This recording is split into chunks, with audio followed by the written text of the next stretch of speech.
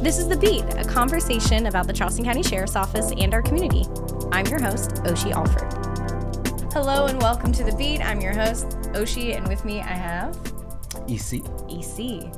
Is that like your given name or is it short for anything? So EC is short for Ezra Charles. Oh, I like it. It's cool. So tell me about yourself, EC. What do you do here at CCSO?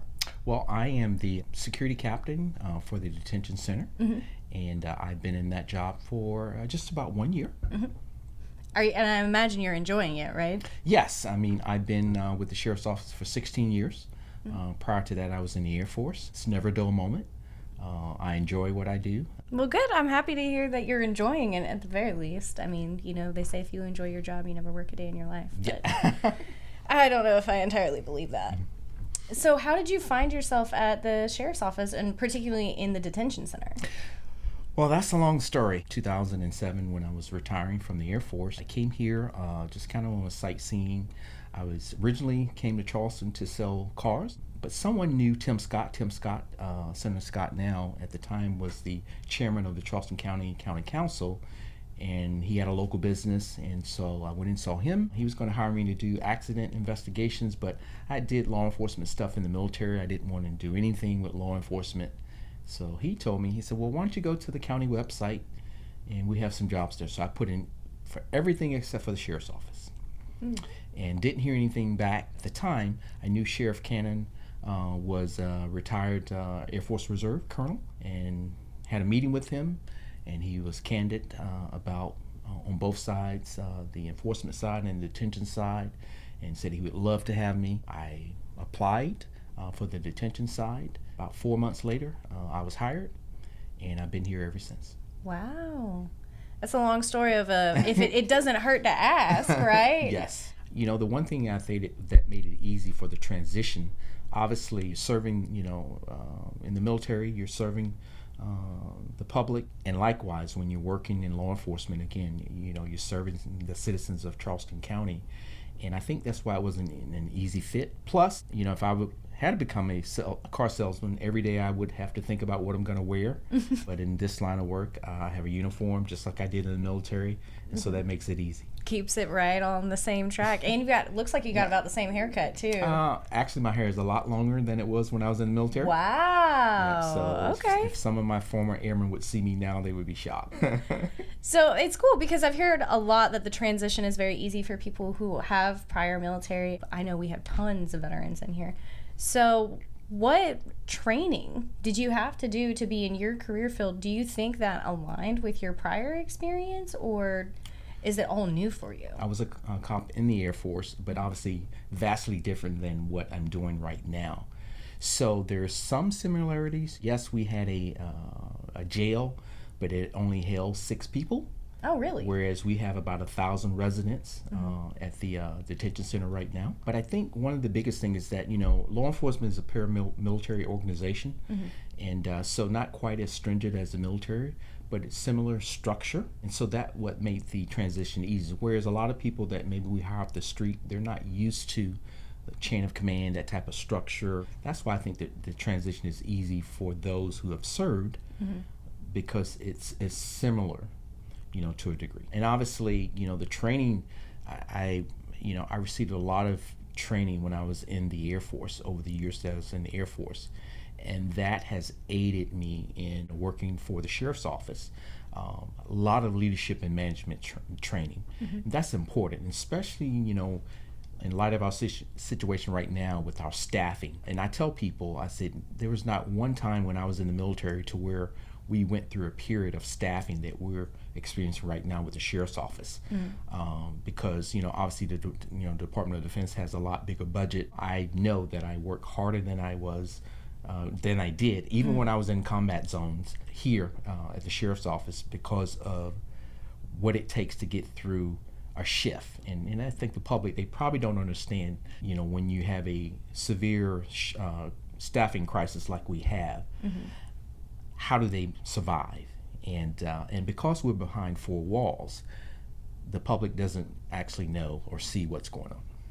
So how do you combat that staffing shortages? Is that just means that all of you have to work that much harder to make up the difference? Mandatory overtime. Okay. So everyone, lieutenants and below, are on mandatory overtime. And we have a lot of our staff members who make sacrifices. Like, for instance, they're supposed to be off for 4 days. They may work 3 voluntary days plus 2 voluntary days plus their mandatory overtime, just to assist the other teams. Currently, we have 83 vacancies, and so it takes a team effort, not once a month, but each day. Shifts are 12.25 hours. We have just under 1,000 residents, and we have new arrestees coming in the facility every day. It's very tough. So how do you support your staff during this time? I mean, if everybody's working overtime, mandatory overtime, that's got to be incredibly strenuous on everyone. It is. We have programs that we offer our staff members, to combat stress. And sometimes supervisors have to step in and let them know, hey, I know you want to work today or volunteer 2 of your 3 days off, but you need a break. So we have to be cognizant of our staff. The arresting officer may spend 30 minutes with the arrestee, and they drop him off to us. We have them for 12.25 hours, responsible for their clothing, their food, breakfast, lunch, dinner, all those things. That can be very tasking. In addition, we have a lot of mental health residents, because the states don't have a lot of mental health beds. A lot of mental health individuals end up in jail. Wow. Okay. So what would you tell someone who's interested in pursuing this career field in particular? How should they prepare themselves? Well, Sheriff Cannon said years ago that his best road deputies are deputies with detention center experience. For our staff members, other than supervisors and our emergency response team, the only weapons you have is your voice, a personal alarm, and your radio, and your hands. Everyone that walks through Gate 11, which is our staff entrance, is a supervisor. You're either going to be supervising residents, or you're going to be supervising residents and staff. And resident to staff ratio is 64-1, so that we may have one deputy, detention deputy, in a unit with 64 residents. You got to run that unit. You're in charge. And that takes that takes confidence, perseverance, and you can't be afraid. It's not for everyone. It sounds intimidating. Because if I remember correctly, for classrooms, the mandated class size is like 30. And that's children. Right. And these are adults. Yes. We treat all residents, regardless of their charges, with dignity and respect. When you give respect, you get respect back. There's always going to be one or two, a few situations to where that's not going to be the case. But again, every resident, to me, for the past 16 years is sir or ma'am, regardless of whether they're younger than myself or not. So you mentioned already your staffing shortages that Yes. you're experiencing, which everybody is experiencing. When do you think that happened, and why do you think that started? So in 2010, the county spent $200 million to expand the jail, and that brought us Bravo Charlie Tower. That concept, unlike the old jail, was an open bay with one deputy per 64 residents. We hired 50 deputies at one time. The academy actually came here and did the academy. The first year, everything was fine. You couldn't get voluntary overtime. Everything was fully staffed. Well, about 1 year into that, the staff members realized that the culture of the jail had changed. Versus having 2 or 3 partners with you, they were by themselves and running one unit. So basically, you would see your coworkers at shift briefing and maybe at lunch, but for the most part, it was just you and the 64 residents. So 1 year after we opened the new facility, the trickle started. Probably 4 years into it, they realized that, hey, we need to change the mandatory overtime frequency. So that was the first thing that was done. The next step, they put the sergeants on mandatory overtime. Then they put the lieutenants on mandatory overtime. And then, of course, and things, just continue to get worse. The only positive light that we've seen is within the last 6 months. So back in December 2022, the sheriffs fought for a market pay increase. We probably hired 37 deputies since December. It's the first time, probably in the last 5-6 years, that our staffing on June 30th is better than it was on January the 1st. Wow. Yes. So that's a huge difference, a huge increase of people. So do you believe these issues that you guys are experiencing would be remedied by having more people? Is that really just as simple as that? You're not going to fix a 12-year problem in 6 months. Right.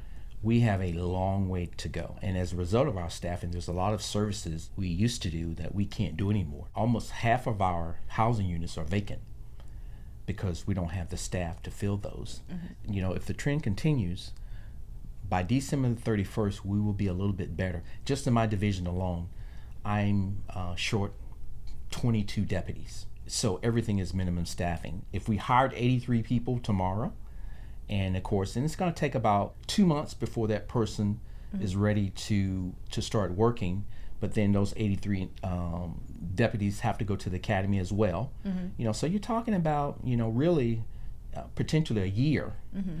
You know, before things are like, okay. Before you start to see a significant change. Yes, we're trending in the right direction, but we're by no means out of the woods. So, and that's all assuming that the people that we have are going to stay and that the people who are going through training are going to stay. And that's another battle we have to fight, you know, is retention. Mm-hmm. Because if you can imagine, when I started, I had 3 partners in the unit with me. Granted, those units had 200 residents in them, and they were sleeping on mats on the floor, mm-hmm. but I had 3 partners. So we shared the workload. Mm-hmm. Well, guess what? Those same units, even though they have half the number of units, residents in Alpha Tower, that deputy is by themselves. Mm-hmm. And so they have to handle the breakfast, the lunch, the dinner, the uniform exchange, the linen exchange, family visitation, professional visitation, med pass, all those things. Mm-hmm. On a day shift, they are working nonstop from the time they leave shift briefing at 6 a.m. or 6 p.m. until the time their shift ends.